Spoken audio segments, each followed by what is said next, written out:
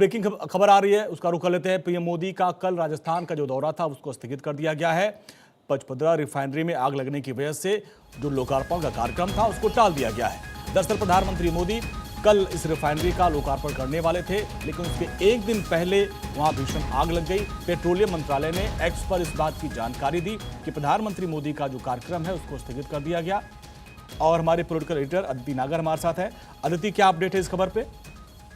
देखिए, बिल्कुल ये जो रिफाइनरी का क्रूड डिस्टिलेशन यूनिट के पास जो आज आग लगी है, उस घटना के बाद सबसे पहले तो ये आधिकारिक रूप से पेट्रोलियम मंत्रालय ने कहा कि प्रधानमंत्री का जो दौरा है उसे फिलहाल के लिए रद्द कर दिया गया है, लोकार्पण कार्यक्रम को स्थगित कर दिया गया है।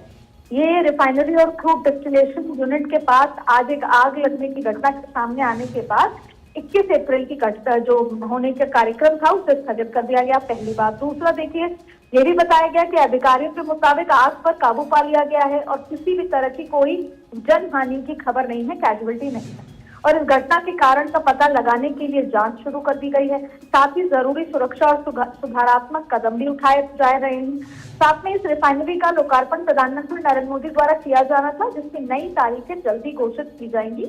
ये खुद पेट्रोलियम मंत्री हरदीप पुरी ने इस मामले पर ट्वीट भी करके बताया और साथ में इस मामले पर नजर बनाए हुए हैं। खुद प्रधानमंत्री कार्यालय नजर बनाए हुए हैं। प्रधानमंत्री ने ये अपडेट किया कि वहां पर कोई कैजुअल्टी नहीं हुई और अगर ये आग लगी है तो किस वजह से हुई है, जिसके लिए जांच बिठा दी गई है। और जो हिंदुस्तान पेट्रोलियम कॉर्पोरेशन लिमिटेड और अन्य संबंधित एजेंसियां हैं वो भी इसकी स्थिति पर काम कर रहे हैं।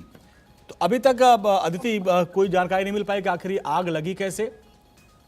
देखिए, जाहिर तौर पर वहां पर क्योंकि कल प्रधानमंत्री का आने का कार्यक्रम था, तो जो आखिरी के काम थे उसको फिनिशिंग टच दिया जा रहा था। माना जा रहा है कि किसी एक शॉर्ट सर्किट के चलते ये हुआ है, लेकिन अभी तक आधिकारिक रूप से नहीं बताया गया। और इसकी बड़ी वजह ये भी है कि कोई पैनिक ना हो। सबसे अच्छी बात यह है कि कोई कैजुअल्टी नहीं हुई है, लेकिन अंदरूनी जो कारण है वो जो भी बताए गए हैं, लेकिन उस पर केंद्र की नजर है और केंद्र ने उस पर एक जांच गठित कर दी है। जल्द पूरी रिपोर्ट और संबंधित व्यक्ति कौन है उस पर कार्रवाई की जाए। ठीक है अदिति, बहुत बहुत शुक्रिया इस पूरी बातचीत के लिए। तो बहुत जल्द जांच के बाद खुलासा हो पाएगा आखिर हादसा हुआ कैसे।